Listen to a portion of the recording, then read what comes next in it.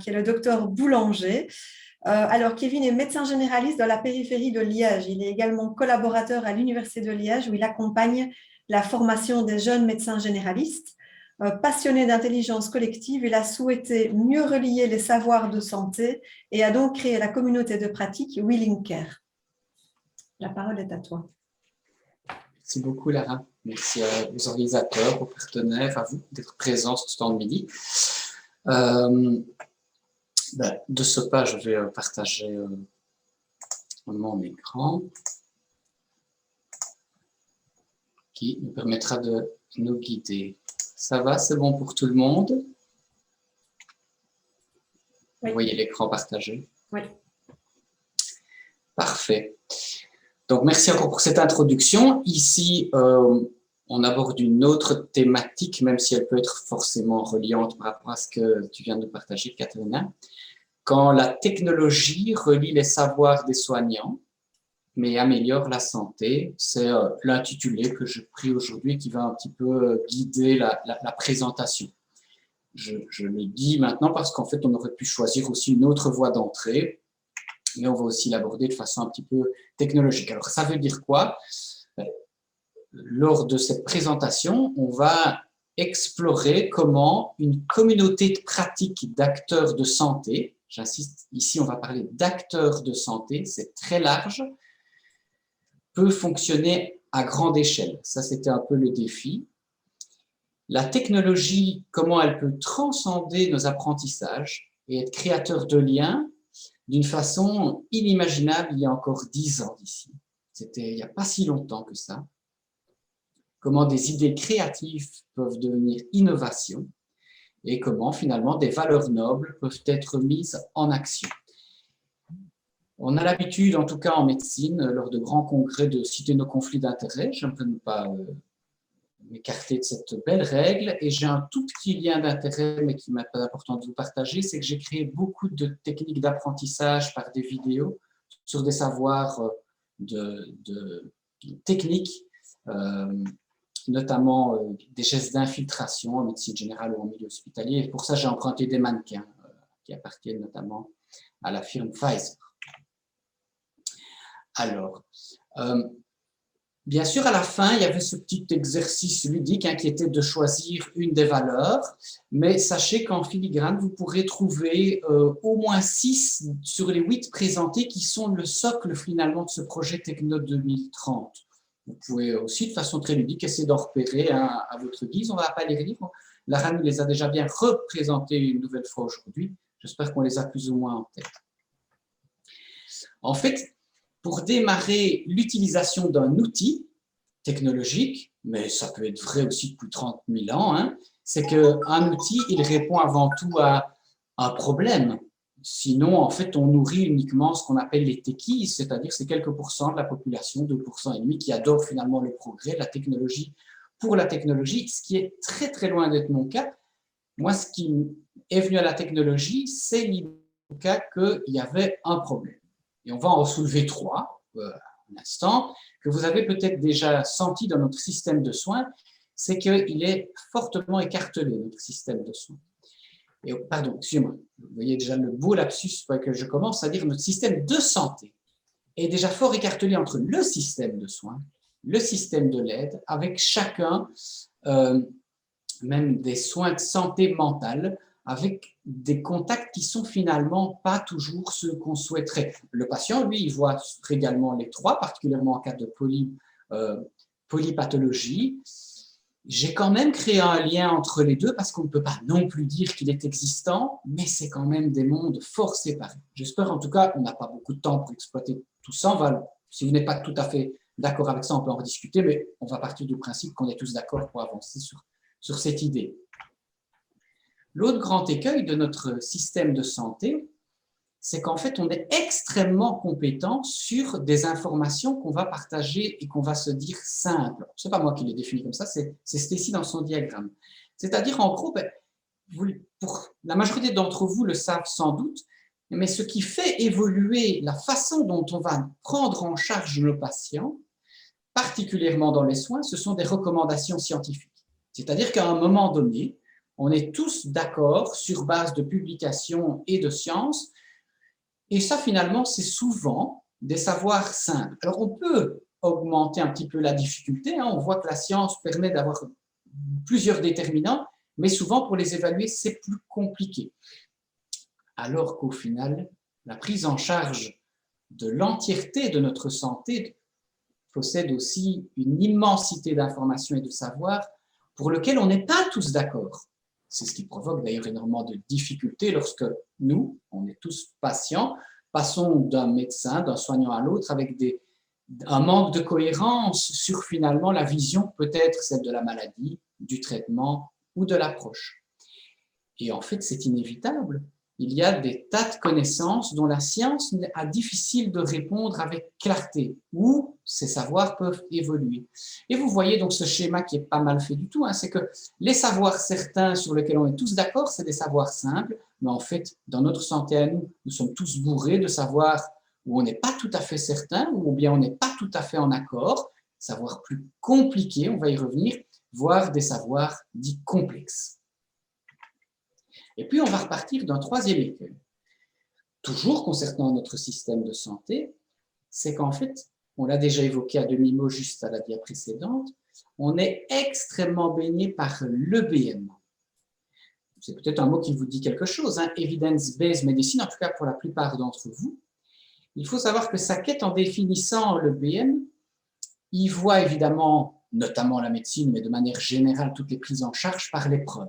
C'est la fameuse publication dans une revue de littérature scientifique de renom. On a parlé notamment de l'étude qui avait été faite par Adam tout à l'heure. À un moment donné, on s'aperçoit de quelque chose d'important, on le publie. C'est comme ça depuis 200 ans, 150 environ, et ça marche très bien.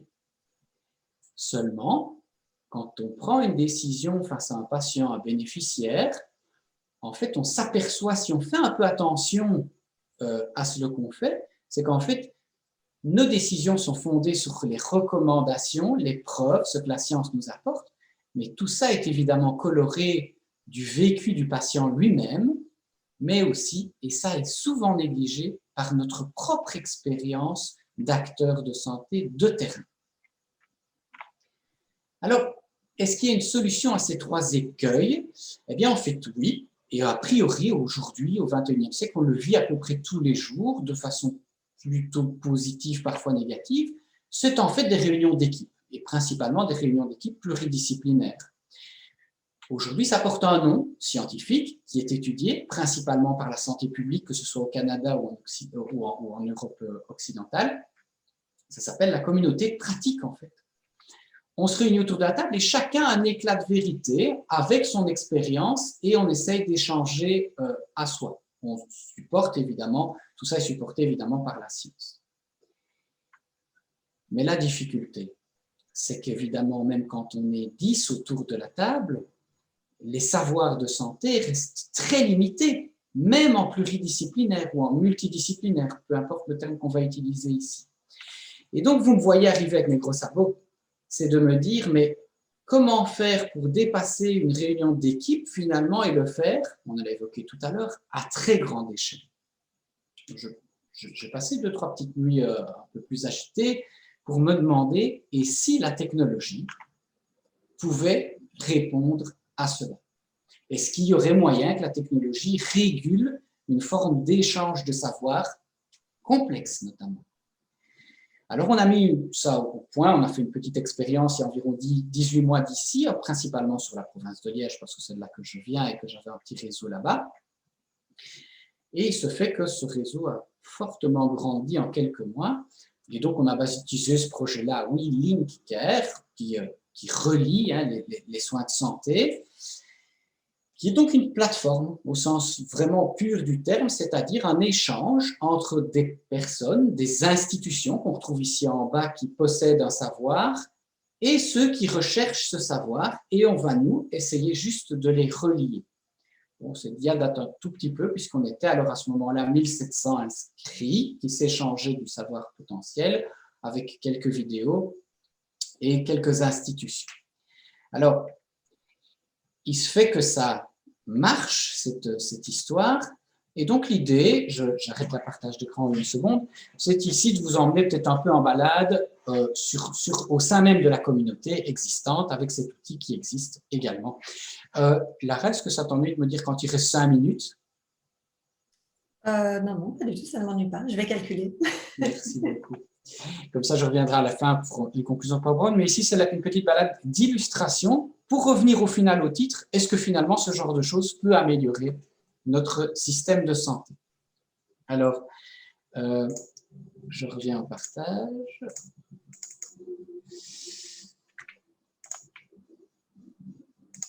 Voilà, on revient ici sur, elle est ici plus actualisée. Ici, c'est le site sur lequel la majorité d'entre vous, ou en tout cas, si pas vous, vos institutions respectives sont a priori inscrites, beaucoup en tout cas d'entre elles. On voit aujourd'hui qu'on a environ 2500 avec 216 institutions, à peu près 600 vidéos de partage. Peu importe, c'est juste pour savoir à peu près où on rentre. Alors, vous voyez que l'idée, c'est que c'est réservé aux soignants. En tout cas, pardon, excusez-moi, aux acteurs de soins de santé. C'est pour ça qu'il faut se loguer au début. Excusez-moi, je suis sorti de ma session.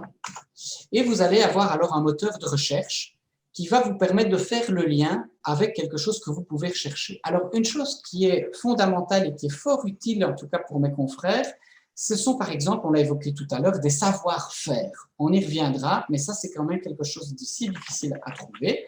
Si on prend par exemple le cas de comment réaliser un geste technique d'infiltration, bien aujourd'hui, la communauté, je vous en ai parlé tout au début et j'ai été moteur de ce partage de savoir, c'est qu'on retrouve par exemple toutes les infiltrations intra-articulaires sous forme de vidéos courtes, ça c'est une adaptation évidemment nécessaire, qu'on peut réaliser en médecine générale. Ok, vous allez dessus, vous avez alors une projection de la vidéo technique. Ce sont des savoir-faire. Mais bien plus que cela, vous pouvez aussi rechercher quelque chose de plus complexe, comme on l'a évoqué tout à l'heure, c'est notamment le réseau. À un moment donné, notre savoir est toujours limité. Il est quasi impossible de prendre aujourd'hui en charge un patient plus complexe seul. Alors on peut se faire aider, comme on l'avait vu avec la table tout à l'heure, en faisant des réunions d'équipe, mais la vérité, c'est qu'il y a un immense réseau qui nous entoure, qui s'occupe de santé, dont vous faites partie évidemment. On a entendu des exemples tout à l'heure, et où il est difficile de s'y retrouver. Et là, on retrouve un moteur de recherche spécifique qui va pouvoir nous aider. On a essayé aussi de le cartographier. Voilà, ça fait que l'outil se développe un peu spontanément en France, mais que, évidemment, depuis qu'on l'a lancé à Liège, le nombre, ça, ce ne sont que le nombre d'institutions en point bleu, se trouve principalement, parce qu'on est francophone pour le moment, en Wallonie ou à Bruxelles. Alors, si on revient à ce réseau et cette mise en lien, il te reste 5 minutes. Il me reste 5 minutes? Voilà. Ah ben, parfait. On a aussi pu trouver, merci beaucoup Lara, on a pu aussi trouver une mise en lien très importante, par exemple, lorsqu'on a besoin d'un savoir urgent à distribuer très rapidement. Alors ça a été le cas, par exemple, lors de la vaccination. Vous savez que lors de cette grande campagne de vaccination contre la Covid, il a fallu dépêcher énormément d'infirmiers et de médecins. Eh bien, alors là, on a pu très rapidement diffuser ça dans les centres de vaccination lorsque des médecins généralistes avaient peur du choc anaphylactique. Ça vous dit peut-être quelque chose. Eh bien, ici, l'hôpital de Douai a proposé, par exemple, 20 minutes de présentation par un urgentiste pour pouvoir réaliser cette prise en charge. Et puis, je terminerai là-dessus, on terminera la balade là-dessus. C'est l'idée qu'un autre savoir complexe, peut-être par exemple la maltraitance. La maltraitance, on va taper ce mot-là, ce n'est pas évident. On va prendre un cas concret qu'on a évoqué tout à l'heure. Ça peut être la maltraitance des personnes âgées. Et on se voit ici comment créer le lien avec le réseau en partant d'un besoin. Et là, on voit qu'on a une vidéo, mais ça pourrait être aussi un orateur, un document, une annonce de formation. Que faire lorsqu'on suspecte une situation de maltraitance? Vous êtes à 2 clics. Et nous, alors on arrive, et c'est ça l'objectif, à vous mettre en lien avec un tiers de votre page qui sera consacré à celui qui a produit ce savoir-là au sein même du réseau. Et il se fait qu'en Belgique, ça s'appelle Respect Senior. Vous aurez alors toutes leurs coordonnées, toutes leurs missions et tout leur partage de savoir. Voilà, des exemples comme ça, j'en ai beaucoup. L'idée, ce n'est pas de vous endormir. Et donc, je vais, excusez-moi, une petite erreur, revenir à mon PowerPoint pour revenir vers la conclusion et puis l'échange de questions.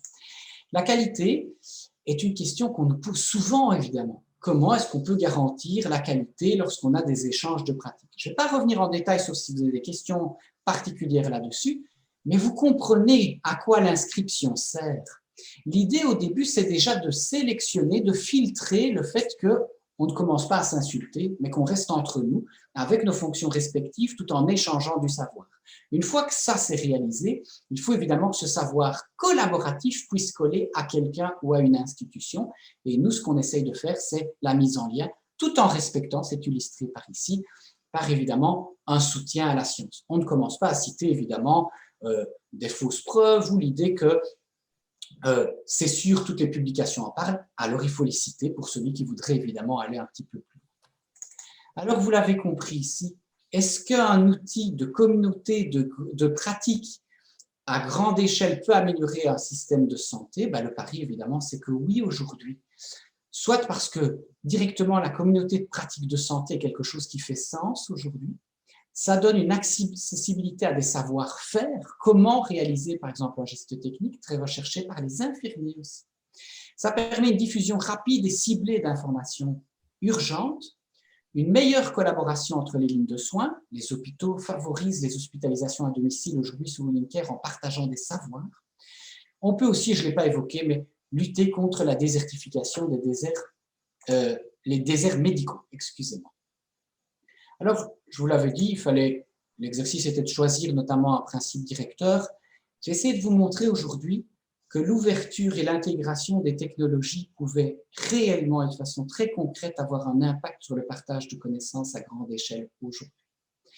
L'ouverture et l'intégration des technologies, elle ne fait sens qu'à condition que la technologie serve l'humain avec des valeurs fondamentales nobles et qui respectent évidemment le monde qui nous entoure. Et pour cela, il faut évidemment partir du terrain. Et toute l'évolution du projet technologique de WeLink s'est faite sur base du réseau, de vos commentaires, de ce que vous nous avez dit et ce qu'on va peut-être encore s'échanger aujourd'hui. Donc, je terminerai en disant qu'aujourd'hui, on a une communauté de pratique collaborative entre professionnels de soins de santé pluridisciplinaires dont les objectifs sont un élargissement et un meilleur accès au réseau. Et si vous n'y êtes pas encore, j'espère pouvoir en tout cas soutenir ce que vous faites grâce à cette plateforme. Permettre un partage de connaissances complexes avec des apprentissages spécifiques où l'on peut voir et entendre. On ne fait en fait que compléter des sites de recommandations scientifiques. Voilà mes coordonnées si vous voulez me joindre et je vais en rester là et respecter mon timing. Merci beaucoup pour votre écoute.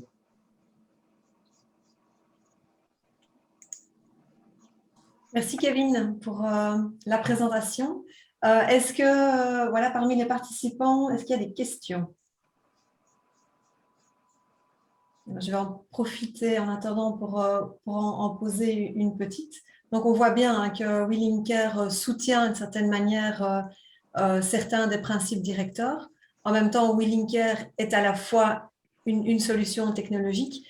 Et donc, je voulais peut-être avoir ton feedback sur, finalement, par rapport aux différents principes directeurs, quel est celui qui t'a donné le plus de fil à retordre, finalement, mais alors là, pour le développement de WeLink. Oui, merci pour cette question. La plus grande difficulté, c'est de passer d'un petit site web que l'on peut faire quasi soi-même aujourd'hui quand on est un peu doué, c'est-à-dire pas comme moi, mais en règle générale, on peut faire un site vitrine. Le paradoxe est absolu parce que je ne suis pas un grand fan d'informatique à la base, je suis plutôt fan d'intelligence collective. Et ça, c'est le plus grand fil à retordre. C'est d'arriver à soumettre des outils technologiques pour favoriser la collaboration et pas rester sur un site vitrine. Et tout le filtre à l'accueil pour garder la qualité sans exclure des acteurs de soins de santé. Est-ce qu'un CPS a sa place sur un site WeLink? Notre réponse est oui. La santé est en fait un domaine extrêmement transversal. Maintenant, est-ce que ça veut dire que n'importe qui peut y aller? Ben non. Alors, certains patients pourraient se dire, mais ce n'est pas très juste. Il faut comprendre qu'un infirmier qui partage un soin de plaie, ça doit, enfin aujourd'hui en tout cas, certains ne le partageraient pas s'ils devaient commencer à partager des doutes à leurs propres patients. Ça, je dirais que garantir la qualité grâce à qu'on retrouve dans des réunions d'équipe via des outils technologiques, tout en favorisant une collaboration de qualité, ce n'est pas un défi que j'ai eu au début, c'est un défi de tous les jours. Merci. Est-ce qu'il y a des questions? Je n'en vois pas. N'hésitez pas à lever la main. Je vérifie juste. Non. Ok. Ah si, Katharina. Je veux bien poser une question. Moi, je trouve ça un très beau projet et surtout aussi dans une finalité de maillage. En tout cas, en France, c'est vrai qu'on a, en Belgique, j'imagine aussi, il y a tout un tas d'acteurs et souvent, on a quand même un défi à renforcer les liens entre ces acteurs et notamment dans une perspective voilà, transdisciplinaire, transsectorielle aussi, puisqu'on sait bien que si on communique entre nous, entre acteurs de la santé, entre acteurs associatifs, etc., on a beaucoup plus de chances d'accompagner mieux les personnes, d'éviter les ruptures de soins, les ruptures de parcours, etc.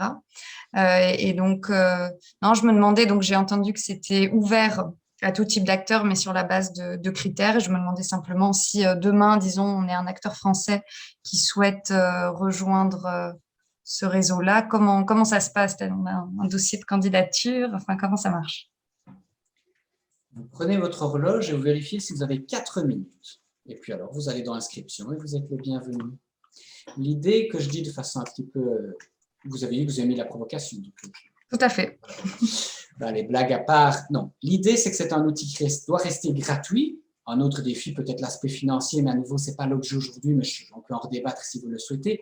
L'idée, en tout cas, c'est de ne pas créer de friction, qui est un mot important en technologie, en favorisant la gratuité. L'idée aussi, c'est que la connaissance, elle ne doit pas être limitée. Et donc, c'est une autre difficulté auquel on doit faire face, c'est qu'en fait, on est très, très ouvert. Et donc, en fait, il y a plein d'acteurs français qui sont déjà là. Donc, limiter, quand on voit, par exemple, les bassins de soins qui sont régulés par les soins politiques, de manière qui sont politisés de façon justifiée, ne le sont pas pour nous. Il n'y a pas de frontière pour nous avec Bruxelles. Il n'y a pas de frontière avec le Grand Est, avec Paris, et même avec l'Espagne, entre guillemets, si les personnes peuvent y trouver de l'intérêt. Donc voilà, je crois qu'il y a même beaucoup de Marocains qui commencent à utiliser le site. Tant mieux, voilà, si ça peut être utile. Donc voilà, bienvenue, il n'y a vraiment aucune limite. Pourquoi? Et ça, c'est fondamental à comprendre, c'est que moi, quand j'ai démarré ça, je me suis positionné comme un animateur et pas comme un décideur de savoir de ce qui est juste ou pas. Je suis très compétent dans quelques domaines médicaux, je forme là-dessus, je collabore avec l'Université de Liège sur mes domaines de compétences, mais c'est infime par rapport à ce qu'est la santé. Et donc, je me suis dit, jouons la carte de la collaboration, et ça marche. Aujourd'hui, sur les 600 vidéos et les 1000 partages, eh bien, de temps en temps, j'ai quelqu'un qui m'appelle, un collègue qui va me dire, ah, j'ai vu cette vidéo-là, est-ce que tu es sûr de ça? Est-ce qu'il ne faudrait pas vérifier? On se met en lien et on a une démarche d'enrichissement mutuel. J'espère avoir répondu à ta question. Oui, merci. Ok, merci beaucoup, Kevin, pour ta présentation et les échanges. Alors, on